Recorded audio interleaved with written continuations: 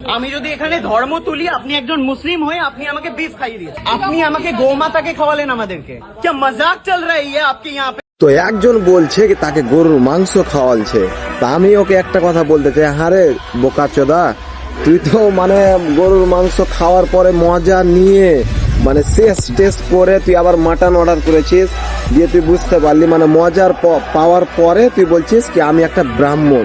তুই যে খেলি, আবে আমাকে যে তুই একটা মাংস খাওয়াবি, যে কোনো একটা জিনিস খাওয়াবি, তো আমি স্বাদটা তো বুঝতে পারবো। প্রথমে এক কামড় দিয়ে আমি বুঝতে পারবো কি হ্যাঁ এটা কি আছে, কি বিফ আছে না এটা মটন আছে না চিকেন আছে না কি আছে, এটা না মুরগার মাংস আছে, আমি তো নিজেই বুঝতে পারবো। তুই খাওয়ার পরে তুই স্বাদটা বুঝার পরে বলছিস আমি ব্রাহ্মণ। তুই এখানে ভাই এটা দুরকম হয়ে গেল না?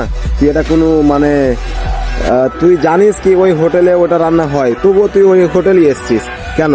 তুই চেঞ্জ করতে পারলি না?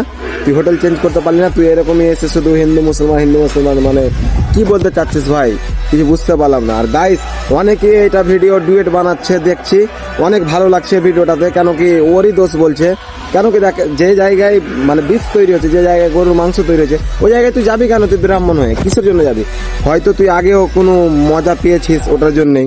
গাইস আর আমি কিছু বলবো না, তোমরা কমেন্টে বলে যাও।